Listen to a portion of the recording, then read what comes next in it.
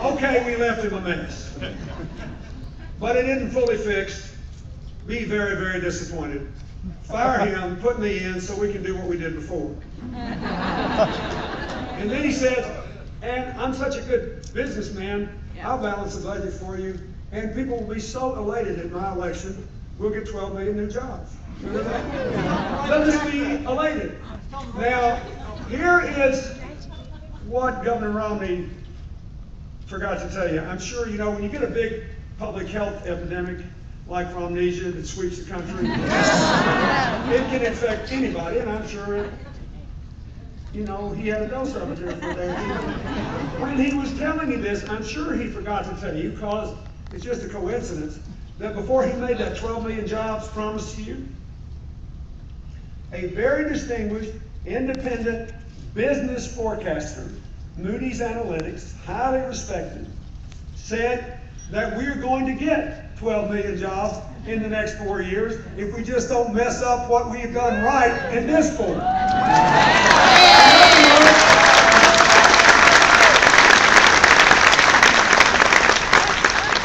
The governor's main argument is, I want you to put me in so I can get credit for President Obama's policies, which I oppose, because we're going to get that 12 million jobs. And meanwhile, I'll go back and do what got us in trouble in the first place. I like the Obama argument better. Here's what it is. Well, let's slow that down. Here's his economic policy for the next 4 years. We have to modernize this economy, speed up job growth. We have to create more jobs that pay above the national average, and we have to train and educate people to do them. So invest in modernizing infrastructure.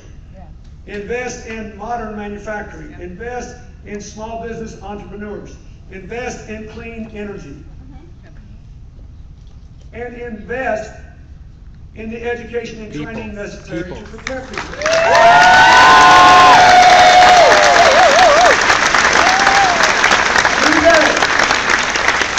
Today in this country, every year, there are 120,000 jobs available for people with degrees in computer science, and we're only educating 40,000 people a year with degrees in computer science.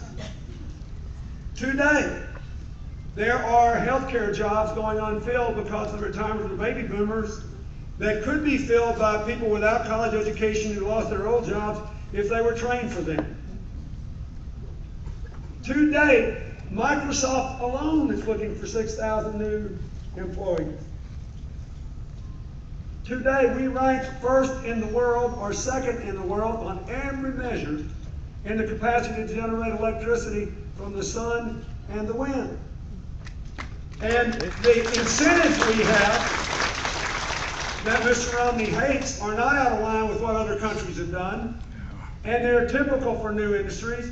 We still got oil incentives we've had for 100 years. That's running He out. wants to keep everything about yesterday's energy economy and get rid of everything about tomorrow's energy economy. And it would be devastating to us. We have 175,000 people working in solar and wind, and those jobs pay above average.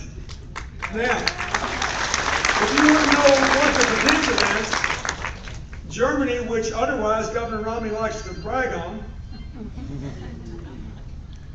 Germany has 300,000. They're 1/4 our size, 1/4 our population, and the sun shines in Germany on average as much as it does in London. So they give incentives and subsidies way bigger than ours. But on one sunny day last spring, they generated so much electricity from the sun that it was the equivalent of 20 nuclear power plants. Whoa. And they have nowhere near our capacity. Think of it, if we were free, we never had to worry about any source of fuel. We could generate all our electricity from the sun, the wind, natural gas, geothermal. It can happen. Think about it. Think about what it would mean. So what does Romney want to do? Get rid of all the incentives. Get rid of him. Give the jobs to the Germans. Give the jobs to the Chinese. And every chance he gets, he talks about the failures. Well, do you know how many oil wells were dry forever? everyone that was wet when we started drilling oil. Mitt Romney's attitude was that we'll just repeal the depletion allowance and let the oil go. He didn't want to do that. Do you mind how many people drilled gas wells when I was governor of Arkansas in the 1980s and didn't hit it because we didn't have those sophisticated measurements? Nobody said get rid of the deduction allowances.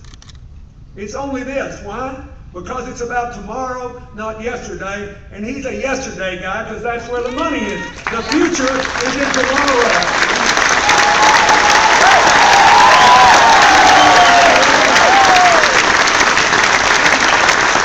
And the planet needs it.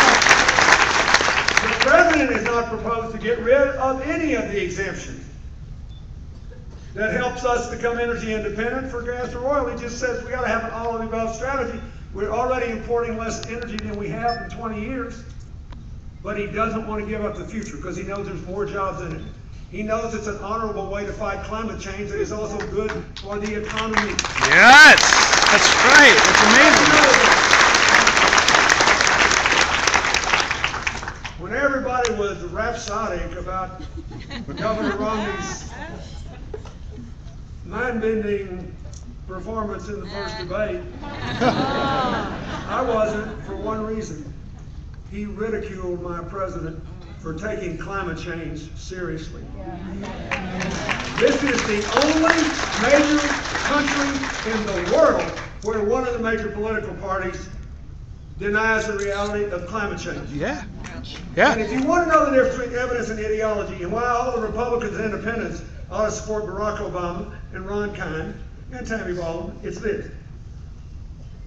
The big climate deniers in the Republican Party had one champion who was a reputable academic and a man of real integrity named Richard Muller. They used to talk about him all the time. He's a distinguished physicist at the University of California at Berkeley.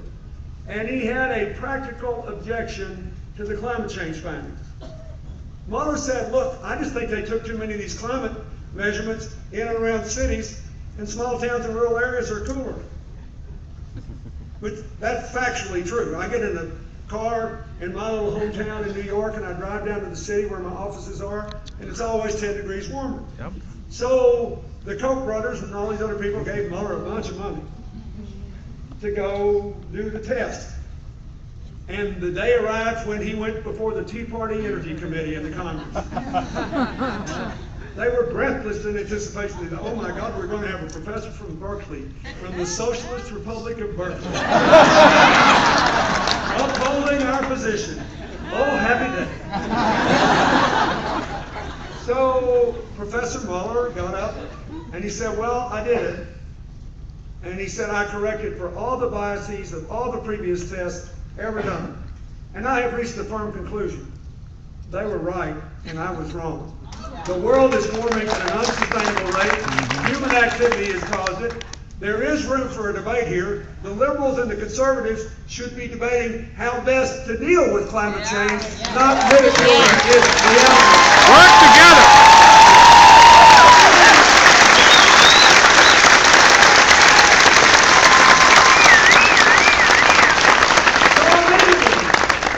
To the ideologues, because they have the answer before they see the evidence, he became a non-person.